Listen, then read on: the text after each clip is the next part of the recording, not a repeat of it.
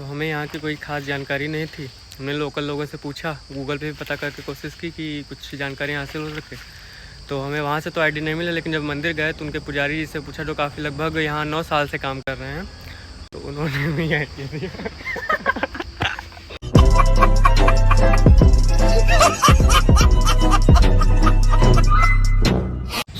This is Shiv.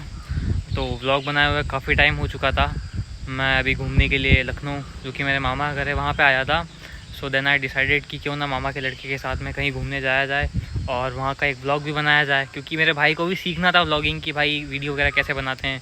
तो मुझे ज़्यादा नहीं आता, जितना आता है मैं सोचा कि क्यों ना उसे भी सिखा दूँगा एंड हमारा एक व्लॉग भी बन जाएगा। तो अभी फ़िलहाल मैं आया हूँ लखनऊ से 50 किलोमीटर दूर एक डिस्ट्रिक्ट है ना, डिस्ट्रिक्ट ही बोलेंगे ना। तो अभी मैं आया हूँ लखनऊ से 50 किलोमीटर दूर एक डिस्ट्रिक्ट है जिसका नाम है रायबरेली, और रायबरेली से 70 किलोमीटर दूर महादेव का एक अति प्राचीन मंदिर, जिस मंदिर का नाम है सोमेश्वर महादेव मंदिर। बेसिकली सोमेश्वर एक वर्ड है जो कि संस्कृत से डिराइव हुआ है, जिसका मतलब Someshwar that means moon, and ईश्वर जो कि हम सबको पता है मतलब भगवान। तो ये एक महादेव मंदिर है एंड सोमेश्वर नाम हम सभी को पता है कि जो कि महादेव को दिया गया था। दैट मीन्स कि जो चंद्र के भी ईश्वर है उन्हें सोमेश्वर कहा जाता है। एंड मैं यहीं पे अपने भाई के साथ में घूमने आया था। So that's why I decided कि अब यहाँ पे व्लॉग बनाया जाए, क्योंकि यहाँ का नेचर काफ़ी ज़्यादा अच्छा हुआ कि पेड़ पौधे वगैरह हैं एंड मंदिर भी काफ़ी प्राचीन है। तो मैं भी दर्शन करता हूँ एंड आपको दिखाता हूँ मैं क्या क्या यहाँ की मान्यता है, क्या क्या चीज़ें मुझे पता चलती है।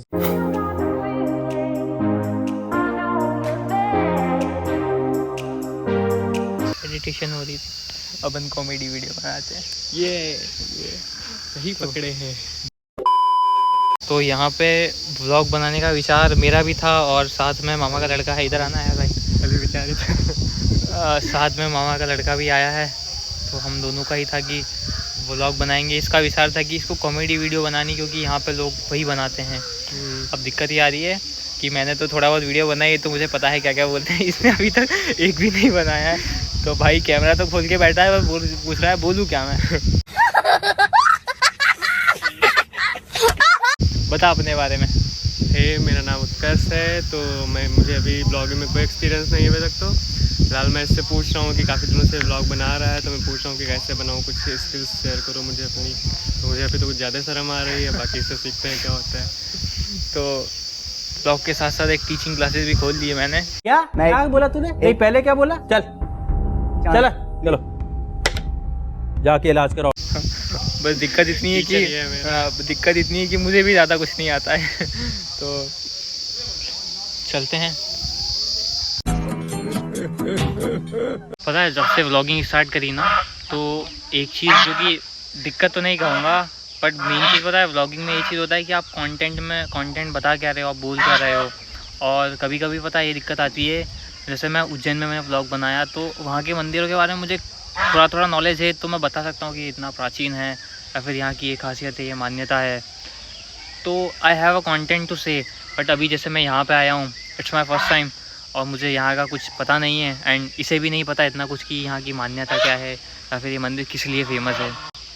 हमने जैसे सोमेश्वर योगेश्वर महादेव मंदिर लिखा है, तो मैंने इंटरनेट पे करके देखा, तो उस पर वही थोड़ा सा पता चला कि सोमेश्वर मतलब जो चंद्र के भी ईश्वर हैं, एंड वहीं से उनको नाम मिला है। तो अभी पता है मैं बैठे बैठे केवल यही चीज़ सोच रहा था कि अगर किसी भी मंदिर की प्राचीन कोई मंदिर है जो कि कितना ज़्यादा प्राचीन है और उसकी मान्यता क्या है, ये अपन पता कैसे लगाए जब अपने को जानकारी नहीं है, अपन एक पहली बार आए। और ऐसा है ना कि बहुत सारे मंदिर नए बने हुए हैं, किसी के सामने बने हुए हैं, और मैक्सिमम ऑफ मंदिर ऐसे हैं कि बहुत ही ज़्यादा पुराने हैं, बहुत ही ज़्यादा प्राचीन है, जिनके बारे में अपने बड़े लोगों को भी नहीं पता है कि क्या इसकी हिस्ट्री है, कब बनाया गया था, क्यों बनाया गया था, कैसे आया था। तो मैं ना बैठे बैठे यही सोचा था कि अब मैं इस मंदिर में आया हूँ, व्हाट विल आई से। मेरे को कंटेंट पता है नहीं, कुछ बोलना है, और मंदिर के बारे में जानकारी अपने को है नहीं ना। इंटरनेट पे कुछ मंदिर ऐसे होते ही हैं जिसके बारे में इंटरनेट पे भी नहीं होगा, कि इंसानों को ही नहीं पता, तो गूगल क्या ही पता लगाएगा। तो मैं यही सोच रहा था कि ये मंदिर कितना ज़्यादा प्राचीन है, मैं पता कैसे लगाऊँ। सो आई जस्ट वंडर कि किसी भी मंदिर की अपने को प्राचीनता पता करनी है ना, तो सबसे बेसिक सी चीज़ यही है कि आप उस मंदिर की मूर्तियाँ देख लो, उस मंदिर का आर्किटेक्चर देख लो कि वो कितना ज़्यादा पुराना है, कितना ज़्यादा प्राचीन है। क्योंकि मूर्तियों को आपने देखा होगा कि जो मंदिर काफ़ी बड़े बड़े हैं, जो हज़ारों साल पुराना है ना, उनकी मूर्तियाँ थोड़ी थोड़ी ढल गई हैं। वो अलग ही पता चल जाता है कि हाँ ये 2-4 हज़ार साल पुरानी तो होंगी। तो अभी मैं मंदिर के अंदर गया नहीं हूँ, देन अभी मैं जाऊँगा एंड उस हिसाब से हम सोच के कुछ पता लगाने की कोशिश करते हैं कि ये मंदिर कितना ज़्यादा प्राचीन होगा। मजा आया, और मैं ये जो मजा है हिंदुस्तान के हर व्यक्ति को देना।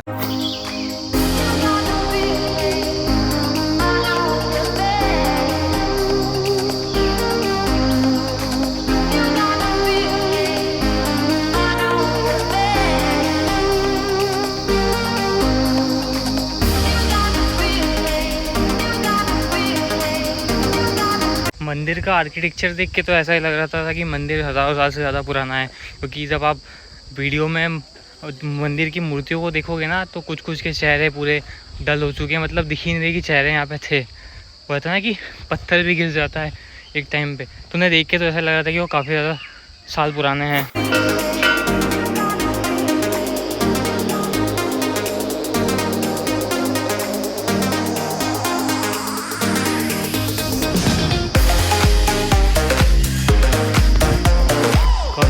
से मांगी जाती है।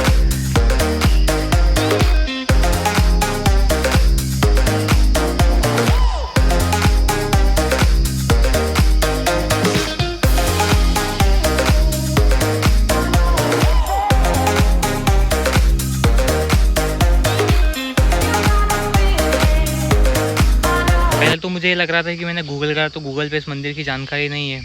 शायद कोई दिक्कत नहीं, अपन यहाँ के लोकल लोगों से पूछेंगे, थोड़े बूढ़े बुजुर्गों से पूछेंगे तो उन्हें तो पता ही होगा कि बेसिकली उनके पास सारी जानकारी होती है। बट यहाँ पे एक बाबा बाहर बैठे थे, उनसे हमने ये सवाल पूछा मंदिर क्यों प्रसिद्ध है और कितना पुराना है, क्या कहानी है। तो उनका भी यही कहना था कि इस मंदिर के बारे में किसी को नहीं पता कि ये मंदिर कब बनाया गया था, किसने बनाया था, क्यों बनाया था।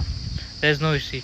बट और यही सेम सवाल जब हमने इस मंदिर के पुजारी से पूछा तो वो कह रहे हैं कि वो 9 साल से यहाँ पे पूजा कर रहे हैं, but even he don't know कि ये मंदिर कब बना था, क्यों बना था और किसने बनाया था।